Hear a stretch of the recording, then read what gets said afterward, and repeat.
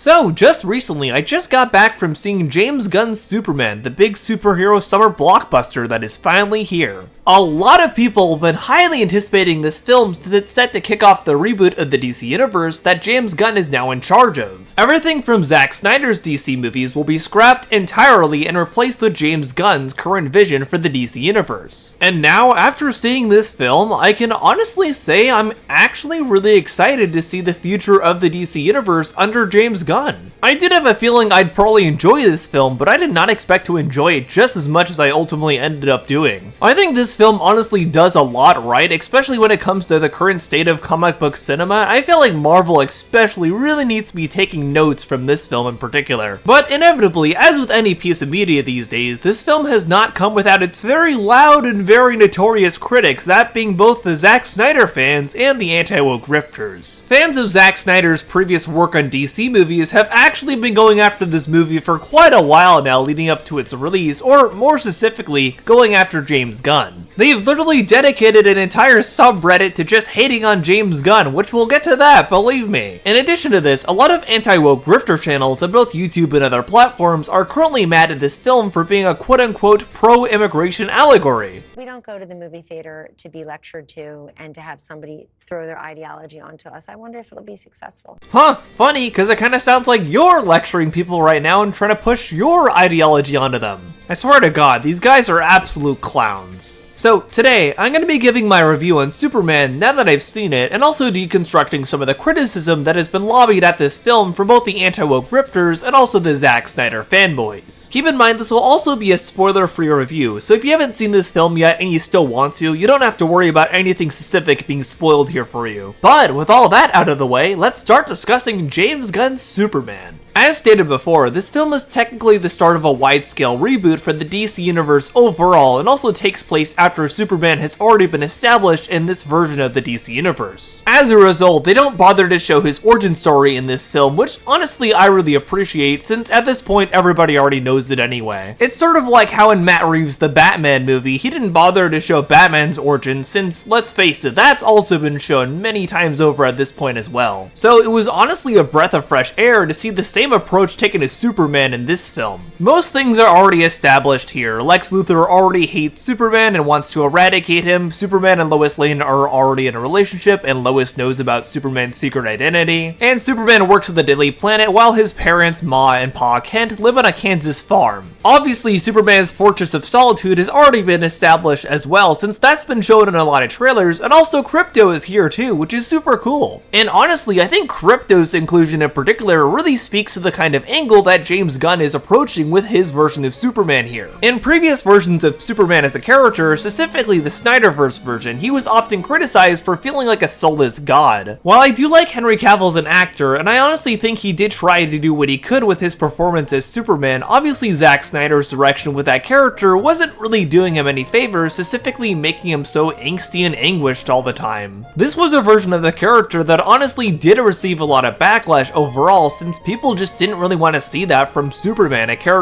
who's known for being super uplifting and always there for everybody. And in a lot of ways, I feel like the version of Superman that James Gunn has put out in this film almost feels like a deconstruction of that version of Superman and more a return to the roots of the character. Especially if we go back to the original Richard Donner or Christopher Reeve version of Superman. This feels like a real embracing of the earnest colorfulness of Superman as an IP and as a character and an uplifting icon overall, and it's just really nice to see. This film is not concerned with being downtrodden or dreary or overly pretentious like a lot of the Snyderverse films were. Instead, this film really embraces the fact that it is a comic book movie while still keeping enough depth to it to have some really positive and insightful takeaways with its messages overall. Honestly, I don't think I've seen a comic book movie this fully earnest and heartfelt since the Sam Raimi Spider-Man movies. A lot of the feelings I got from this film were feelings I also got watching the Sam Raimi Spider-Man films back in the day. I feel like there's a very similar vibe going on. You can definitely draw a lot of comparisons between the two films overall. I think going off of that specific note, another thing I really liked about this movie is that it's purely a Superman story. I think one really big issue that these kinds of movies tend to fall into, specifically with with shared universe movies like Marvel, although DC was running into this issue a lot as well, is that each movie feels like it has to lead into another movie. I think Marvel especially has really been running into this issue lately, since with a lot of their newer individual projects, it feels like they simply exist to try and excite viewers for bigger, newer, upcoming projects that they have planned. I think Marvel especially has really fallen prey to this lately, with a lot of their individual projects not really seeming to have much effort put into them whatsoever and merely existing to phone in a post-credit scene, since that way they can build up the hype and advertise Avengers Doomsday. Wow, good job guys. Really showing you care about making these individual projects memorable there. Superman, on the other hand, really feels like it's on the other end of the spectrum from that. It's just focused on telling a very heartfelt, very earnest Superman story. And that's just honestly such a refreshing thing to see, especially these days. Obviously, as has been shown in different trailers, there are a few other DC characters that do show up, such as Guy Gardner, and Hawkgirl, and Mr. Terrific, and a few others that I'm not going to mention here for spoilers' sake. But the thing is, they don't really take over Superman's story by existing there. They do play big parts in this film, but they don't really take it over completely. This film is exclusively focused on fleshing out and developing Superman alone, especially at this point in his life that it shows in this film. He's very clearly already an established hero to both the city of Metropolis and the entire world, and also to Lex Luthor, who wants to kill him. The film kind of expects the audience to already know the basic plot beats of Superman's origin, which again, I think is totally fine. I've seen a lot of criticism for this aspect of the film, but I think it really works the way they approach it here. I think at this point, the majority of people do already know Superman's origin, so it's not really too much of a stretch to have a story where he's already well established in this universe. As far as individual performances in this film go, I think David Corenswet does a really good job at embodying this kind, campier version of Superman. This version of Superman is meant to be a human that we accept, not a god that we worship, and I think David honestly does a really good job at letting that earnestness come across. Again, like I said before, this is very much a comic book movie done in the same vein as the Sam Raimi Spider-Man movies, which honestly is a style that we just haven't seen in a really long time at this point. Starting in 2008 with the release of Iron Man and The Dark Knight, two very great movies that were incredibly genre-defining for the superhero genre, every comic book movie that came afterward felt like it had to follow in those two movies' very specific footsteps. Rather than embracing camp or earnestness, which at that point weren't really seen as cool, they'd rather eye-roll or be incredibly snarky to those sorts of things, or make fun of classic superhero tropes overall despite them literally being superhero movies. Either that, or they'd end up being too pretentious and edgy and try to come off like they were saying something really great and deep when they really weren't saying much at all. But here with James Gunn's Superman, this honestly feels like a really distinct callback to that kind of 2000s era of comic book filmmaking. They 100% embrace the camp and the tropes and just that earnestness of Superman. It's so refreshing to see. I know I keep saying that, but it's just something we haven't seen in such a long time. And David's performance as Superman just elevates this all the more. You can very clearly tell he's all on board with James Gunn's version of this character and embracing the camp and earnestness of this character. He's all about embracing the kindness of the character too, since there's literally a scene where he saves a squirrel from being squashed by a giant alien. Like, he goes out of his way to save a squirrel. That might seem like such a small thing, but it shows just how much he values all life on planet Earth. It's really great stuff. I also think Rachel Brosnahan does a great job as Lois Lane. She completely embodies the role of a reporter who's also not afraid to interview Superman himself even. She's incredibly self-sufficient and dedicated to getting the biggest scoop in this film, and she's also instrumental in taking down Lex Luthor's plan in this film and also exposing him for the fraud he is. And speaking of Lex, I think Nicholas Hoult honestly does a pretty good job as Lex Luthor too. Like I said before, his long-standing hatred and envy of Superman is already well established in this film overall, and he really plays this slightly more hammy but still very threatening version of Lex down to a T. There's even a scene where he shows how he was able to create a hate mob for Superman by literally having a bunch of monkeys typing away on keyboards to try and monger hate for Superman online. No, I am not making that up, and honestly, that's an incredible touch to the film, and thank you James Gunn for doing that. I thought that was genuinely hilarious, and I feel like that's very much him poking fun at the audience that was already trying to monger hate for this film even before it released. As for the main supporting characters here, known as the Justice Gang, I do have some thoughts on them, a bit more varied than the thoughts I have in the main cast overall. Here we have Nathan Fillion in this film playing Guy Gardner, which honestly I think it's pretty cool they included Guy Gardner over Hal Jordan, since we pretty much never get Guy Gardner representation in mainstream media. He does a really good job at playing this snarky, kind of jerkish Green Lantern that Guy is admittedly known to be. And also I love that they kept his ugly haircut in this film. Cause let's face it, Guy Gardner's haircut is pretty ugly in the comics too, and I love that they just kept that all here in the film. They very easily could have just tried to change the hairstyle slightly to make it look more palatable on screen, but they didn't, and I honestly really respect that. I think it's also very representative of the vision that James Gunn has for the DCU going forward overall. I think Zack Snyder has actually been a bit guilty of over-glamorizing a character just to make them fit on the big screen before. I think a great example of this can definitely be found most prominently in his version of Watchmen. For those unaware, Watchmen is a classic comic book made by Alan Moore that essentially uses superheroes in a Cold War allegory. Pretty much every superhero featured in this book is essentially a terrible person, and they're very much shown to be that. However, for me personally, I feel like Zack Snyder kind of missed the point of Watchmen when he adapted it to film. Rather than really showing these superheroes as pretty blatantly awful people like the book does, he kind of derails that by using a lot of very flashy action scenes, which of course is par for the course for him, but it doesn't really work in a thing like Watchmen.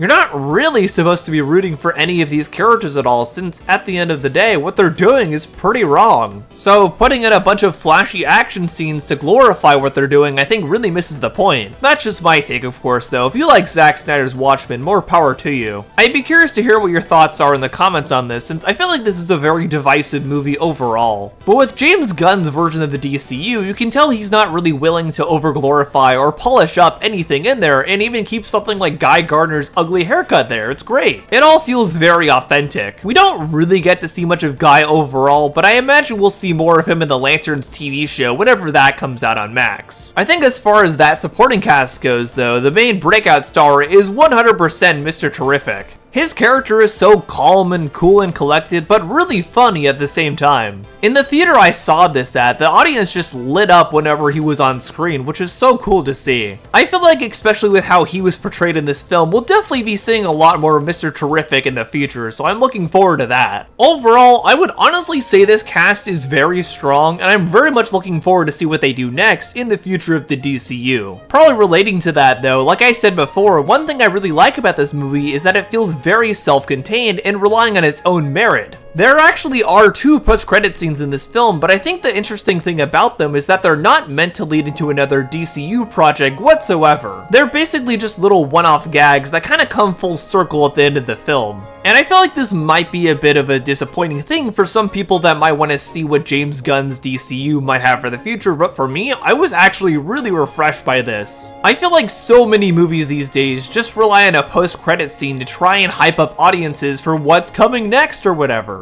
But with James Gunn's Superman, you can tell he's really not concerned with doing that at all and just really fleshing out this world and this specific version of Superman. Again, I know I keep saying it, but it really harkens back to the stuff that Sam Raimi did with the Spider-Man movies. Honestly, I was kind of relieved, if anything, seeing how the post-credit scenes in this film weren't trying to lead up to another DCU project. There are a few things that do happen before the post-credits that I won't spoil here that do seem to hint at possible future things that'll happen in DCU overall, but these things are actually directly tied to Superman as a character and with his world and IP, so I honestly can excuse this since it's not really an obligatory, oh hey look, Batman's gonna show up next sort of thing. So overall, I would honestly say James Gunn's Superman is really solid and a very good start to this new DC universe. Now that being said, there are a few criticisms I do have for this movie that I'll get into here, and I do hope I'll see these things improved on in future DC projects from James Gunn overall. First thing I would definitely say is the pacing and the length of this film I actually didn't really care for all that much. The way this film is structured, it honestly feels rather slow at times, which it's not a very long movie as far as superhero films go, being only 2 hours and 9 minutes, but sometimes there are moments where it feels like not much is happening at all and it feels like things are very slow. I think given the overall story of this film, you easily could have condensed it into about 1 hour and 40 minutes, which I honestly would have preferred. This does technically allow for a few more chill moments with Superman overall, like him hanging out with his parents at the ranch in Kansas, but I feel like it really throws off the length and pacing of this in general. I think you really could have squeezed this into about an hour and 40 minutes, but maybe that's just me. I will say, not necessarily all the jokes in this film totally land as well. I think something James Gunn is honestly very good with is creating really authentic feeling comedy for comic book movies. And in general, I think he's really succeeded with that here in Superman. There were a few jokes, however, that I felt like didn't really land that well at all. But I think that also might just be this film really leaning into the camp a lot more, so maybe I'm wrong on that too. I think overall though, like 80% of the jokes in this film really land and are legitimately really funny. I'm not going to spoil any of them because I want you to see them for yourself, but they're pretty great. In general, I would honestly say Superman is a really great start to the DCU, and it definitely shows James Gunn really knows what to do with comic book filmmaking overall. I am very excited to see what he does next for the DC Universe, and I highly recommend you go check out this film while it's still in theaters. We honestly have not gotten a comic book movie like this in so long, and I hope with James Gunn in charge of DC now, we'll see even more films like this. Just incredibly earnest, positive, and really heartfelt too. But unfortunately, like I talked about at the start of this video, not everybody necessarily sees the film like this. Specifically, two groups of people have been going after this film ever since it was announced. A, the Snyder fanboys, and B, the anti-woke grifters. Obviously, they've been going after it for very different reasons. Let's start with the Snyder fanboys. For those unaware, on Reddit, there exists a subreddit called the Snyder Cut, which basically consists of Zack Snyder fans. This subreddit actually started life as a campaign for Warner Brothers to release the Snyder Cut after Justice League came out, and a lot of people disliked Joss Whedon's direction for that film.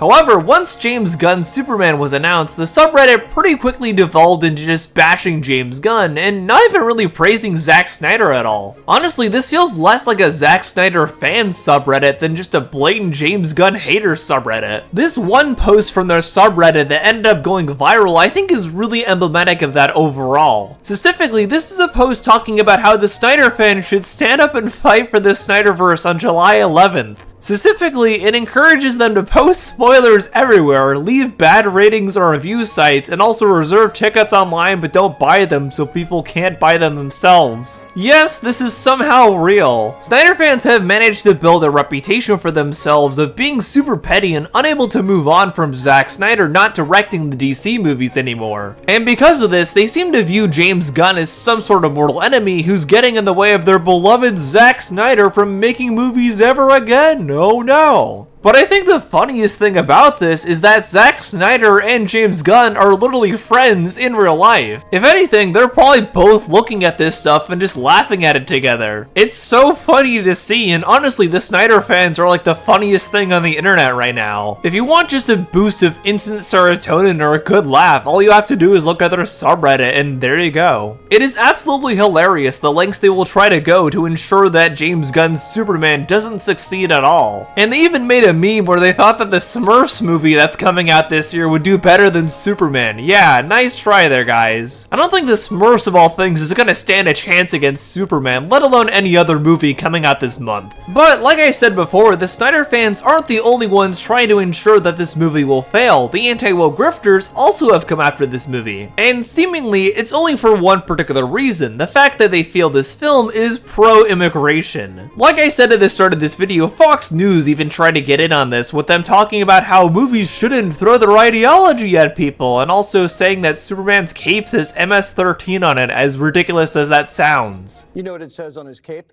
MS-13. Wow. Is it superimposed or it actually says that? It is super. Just on the knuckles. superimposed. One more thing. Obviously, like I said before, it's pretty hypocritical that they claim Superman is lecturing to people when that's literally what they're doing. They're lecturing to people to push their own ideology on them. But also, technically, at the end of the day, any movie is pushing an ideology. A movie is a form of art, and art is reflective of the artist's perspective of life and the world around them. So, in that sense, yeah, every movie is pushing an ideology, no shit, Sherlock. Glad you came to that genius conclusion there, lady. In addition to Fox News, Rev Says Desu, an anti-woke VTuber, has also tried to comment on Superman. Let's see what he had to say. Specifically, he chose to speak on the immigration allegory in Superman and talked about why it's woke woke propaganda will make this movie fail. Oh boy. This tiptoeing around the American identity of Superman was already raising some eyebrows. And then you have this, reported by Variety here. James Gunn says Superman is about an immigrant that came from other places and how we've lost the value of basic human kindness. Yes, it's about politics. Seems like a really good decision to do right before this movie is set to release. I mean, like literally in the last seconds, he is now making it clear this is about politics and it's trying to mirror some realities of modern politics in the modern landscape of our society. Yeah, because Superman has always been an immigrant, funny enough. He was quite literally sent to Earth as a child by his parents because their planet was about to blow up. Pretty sure Jor-El didn't sign refugee papers before he sent Superman to Earth, so yeah, by definition, he's an illegal immigrant, always has been. Yeah, that's probably not going to go over too well with a lot of people, or at least it's going to feel very divisive. And we're talking about this immigrant kind of angle here. We'll see some of the comments here. So he said this, the story of America, and at a basic level, is about a man searching for a better life away from his original home. I mean, Superman is the story of America, an immigrant that came from other places and populated the country. But for me, it's mostly a story that says basic human kindness is a value and something we have lost. Now, I've seen this phrase, basic human kindness, used a lot by some of the most insufferable and, quite frankly, deranged people on the internet. So I'm a little hesitant with this phrase being used so flippantly, but he's trying to make it an immigrant story. No, he isn't making it an immigrant story. It's always been an immigrant story. Like I said before, the story of Superman is exactly that. Someone sent from an alien world to Earth who wants to learn to fit in and look after those around him. It's been like this since the 1930s, but it seems like Rev doesn't quite understand that. He continued, yes,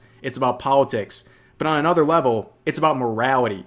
Do you never kill no matter what, which is what Superman believes, or do you have some balance, as Lois believes? Oh, this sounds like such a great centerpiece of this movie. Yeah, it does. I mean, Superman and Lois are like the two main characters in most Superman stories, so yeah, makes sense they'd be the centerpiece here. Lois, being the love of his life, is often the one that's able to help him feel accepted as an alien even when the rest of the world doesn't accept him. That's actually how it is in a lot of Superman stories, and it's no different here. Now, there was another twist in the PR campaign here. Yeah, wubba lubba dub dub. We got Rick and Morty, guys. So James Gunn and Zack Snyder, who many people try to pit against each other and their fandoms are pitted against each other, they played themselves on the latest episode of Rick and Morty. And they're being pretty silly about many different things. And basically the plots of this episode was that Rick was angry, and Rick and Morty as well were angry about a franchise that James Gunn was working on, and Rick and Morty go out there and make something that ends up, in James Gunn's eyes, being better than what he created. And this was his reaction. This is the only thing I want to play, otherwise I'm risking probably copyright anyways. But this line is just... oof. They did it! What an ending! They outdone the gun! They outgun the gun. Now, I think his voice acting skills are actually pretty decent, by the way. I will point that out. I will give that to James Gunn. But yeah, that is the Rick and Morty action here, the Rick and Morty connection, where James Gunn says dream job, playing a villain on hashtag Rick and Morty. I don't know if this is really like something you should be saying, like the dream job was to play a villain on Rick and Morty when your Superman film is coming out this week. Oh yeah, because him making a post about him playing a villain on Rick and Morty totally will cause Superman to flop. Get real, dude. The jokes write themselves at this point. Overall, I would actually say Superman is surprisingly very, very well done. I think it's a great start to James Gunn's new take on the DC universe. It certainly does have its flaws, as I discussed before, but I think its strengths ultimately do outweigh the flaws, and it really harkens back to a level of comic book filmmaking that we just haven't seen in such a long time. It's just such a breath of fresh air that it doesn't feel like it has to connect to a bigger shared universe and can just stand on its own merit too. I honestly kinda hope the future of comic book filmmaking will be just like this, cause these are really the kinds of films we need more these days. If you're able to see this in theaters, I honestly really implore you to do so. This is great stuff, and I really hope we see more of this from James Gunn in the future. But what do you think? Am I wrong about Superman, or Rev says Desu and Fox News right about it? Let me know down in the comments below.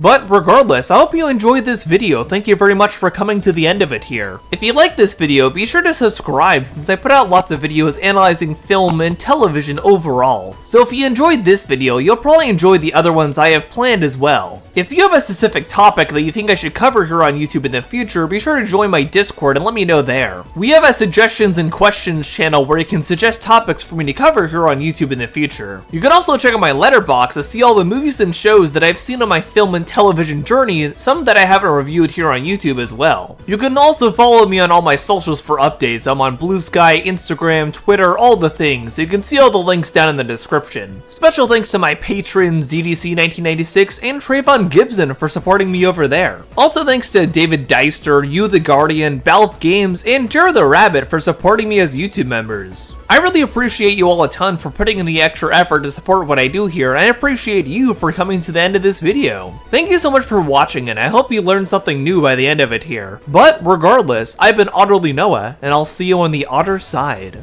Bye! You know what it says on his cape? MS-13. Wow.